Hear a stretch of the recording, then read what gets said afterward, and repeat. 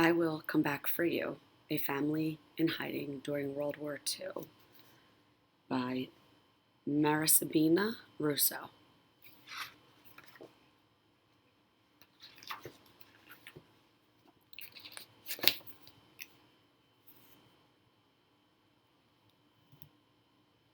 These are photos of my family. My mother, Sabina, her first husband, Jacob, and their children, Roberto and Piero, whom I've changed into young Nona. This is their story.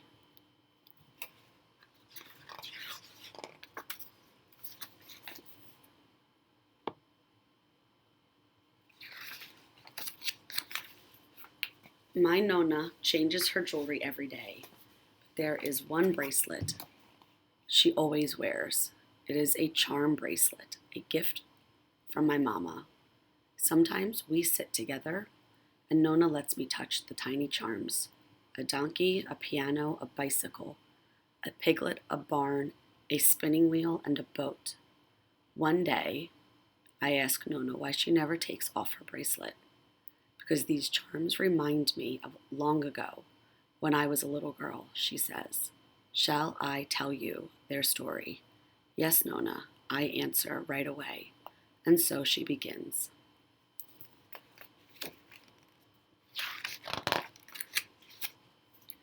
When I was smaller than you, I lived in an apartment with tall windows that looked over a busy piazza in Rome. In Italy, I say. Yes, says Nona. Every afternoon, my mama took your great uncle Roberto and me to a park called the Villa Borghese. They had puppet shows and a cafe for ice cream and even donkey rides. Nona touches the donkey charm. I loved those rides, but Roberto, he was sometimes frightened. He thought the donkeys might gallop too fast. Did they, I ask? Oh no, says Nona. They were very gentle.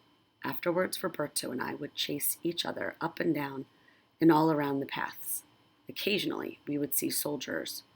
Roberto liked to salute them.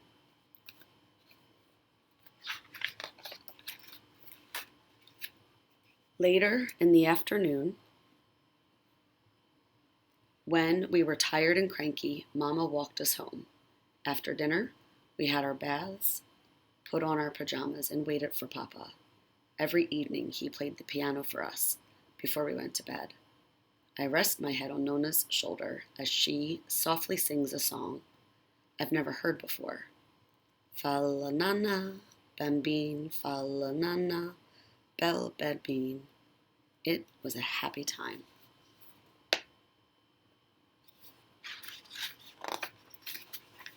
But then things started to change for us, for all the Jews in Italy.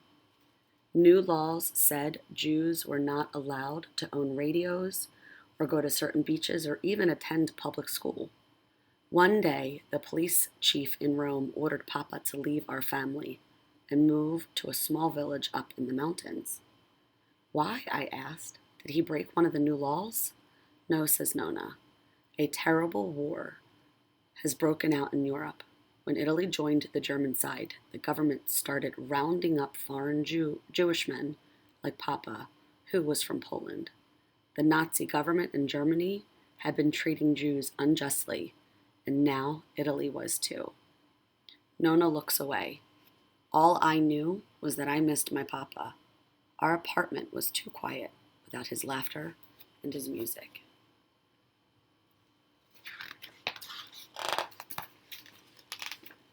Nona touches the tiny piano charm on her bracelet. On the weekends, Mama would take us on the train to the mountains.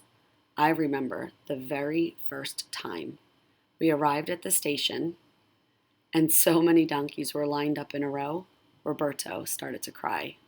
Scared of the donkeys, I say. Exactly, says Nona. Luckily, Papa was waiting for us, and Roberto jumped into his arms. We rode in a wagon to the village where a family, the Silvestris, let us stay with them. They had a yard full of chickens and their own donkey too. Poor Roberto donkeys everywhere.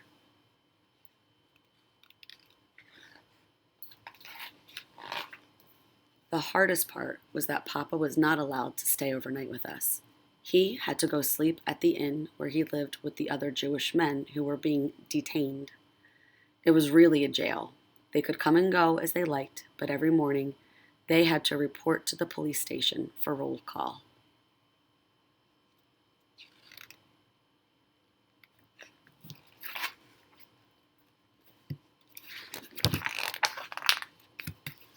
I was so scared when I woke up and Mama was gone and there was such a commotion outside. The policeman was yelling at Signora Silvestri. Carlo and Rodolfo were yelling back. Roberto kept crying, "Dove, Mama? Where's Mama?" As we watched from the doorway, I whispered, "Don't worry, she will come back for us." Finally, when the policeman was gone, Signora Silvestri hugged us. "Ragazzi, you are safe with me until your mama can return," she said. "For now you will be my children." But we didn't want to be her children. Roberto and I both cried every day, even though Signora Silvestri made us delicious foods like polenta and zabuloni, and her sons kicked soccer balls with us. Roberto followed me everywhere, afraid that I would disappear too. How could Mama just leave us? I kept wondering.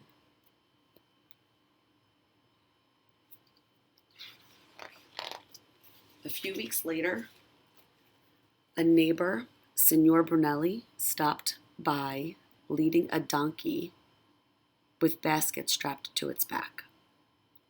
Nonna pauses to touch the little donkey charm on her bracelet. "Would you like to go for a ride, Bambini?" he asked. Yes, yes, I said, but Roberto started to cry. Signora Silvestri whispered a secret. "Signor Brunelli is going to take you to your mama." Signor Brunelli helped us into the baskets. What a surprise. There were piglets in each one. Signora Silvestri had us crouched down. Then she placed a small cloth on each of our heads, and on top of that, a piglet. Like little piglet hats, I say. "True," says Nonna, with a smile, touching the piglet charm on her bracelet. Everyone in the village knew Signor Brunelli took his piglets higher to the mountains to trade with other farmers. Who would suspect that huddled under the baby pigs were two small children?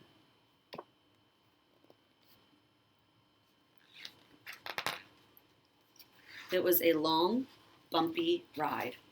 I listened for Roberto, but if he was crying, it was drowned out by the piglets squealing. "They must have missed their mamas too," I said. "Yes," says Nonna. Then at last we reached a farmhouse.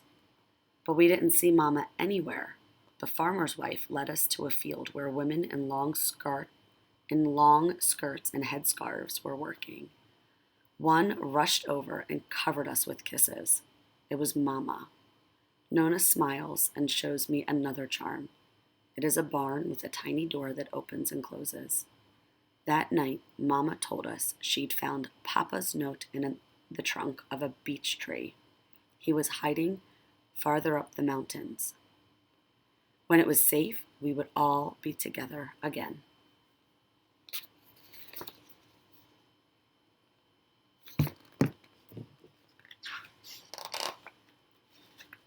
For many months, we stayed at the farm. We played with the farmer's children, and Mama worked in the fields. She learned how to carry water jugs on her head and even how to spin yarn from the sheep's wool.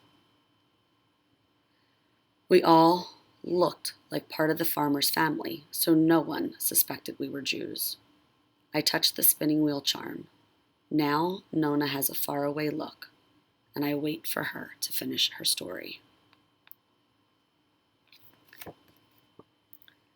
"And what about your Papa?" I finally ask. "We never saw Papa again," says Nonna. Later we learned that he had joined the Partigiani, a group of people who were fighting against the Germans. It was very dangerous. One day, a couple of Nazi soldiers found his hideout, and they killed him.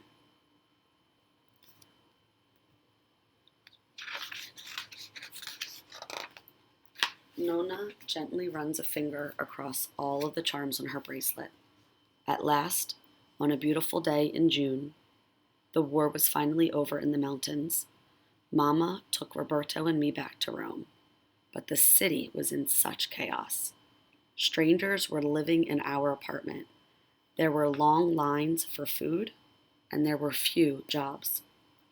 Mama decided it was time for us to leave, so we sailed for America. This is why I have this charm. Nona shows me a tiny ocean liner.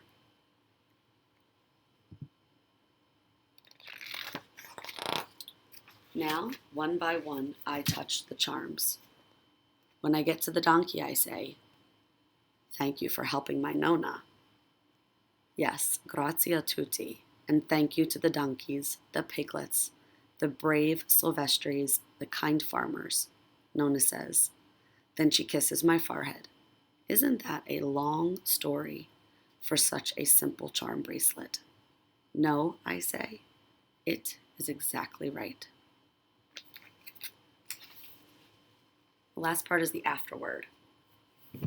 I Will Come Back to You is based on a story I often heard as a little girl. It is all true. The detainment, the visits, the cigar drink, bicycle escapes, and piglets. But I have changed the ending for the sake of simplicity. In 1933, because of the growing anti-Semitism, my mother Sabina and her first husband Jacob left Nazi Germany to settle in Italy. For several years, they lived peacefully as Jacob set up a medical practice, and Sabina gave birth to 2 boys. They loved their adopted country. Unfortunately, a few years later in Italy,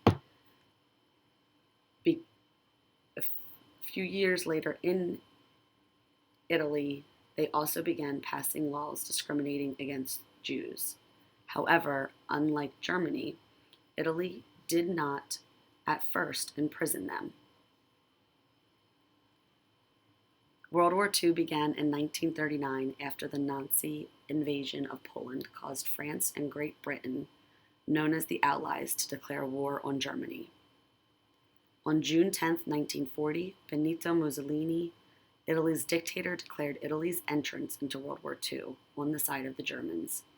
The very next day, Italian police began to round up foreign Jewish men like Jacob, sending them first to prison and then to internment camps or enforced residences. Women and children later joined the men. Sabina managed to avoid this fate because of her friendship with a minister in the government who gave her papers allowing her and her sons to remain in Rome. They visited Jacob on the weekends. In late 1941, the United States entered the war on the side of the Allies.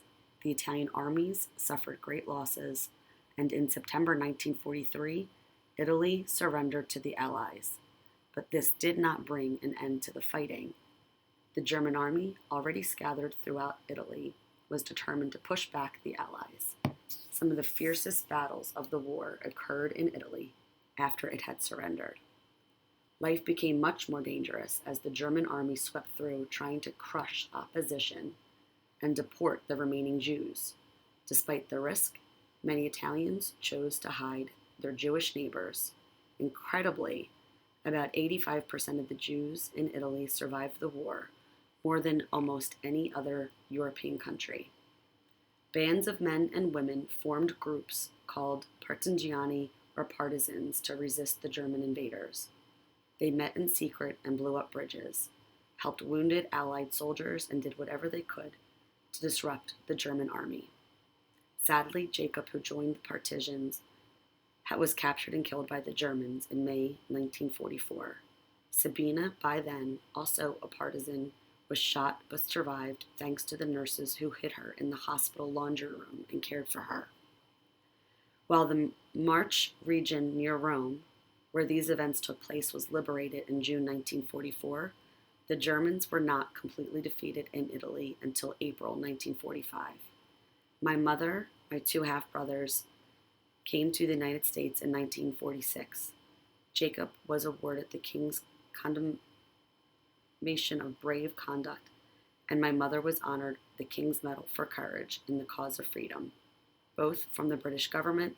In 1996, she received the title of Cavaliere Ufficiale, one of Italy's highest decorations for public service.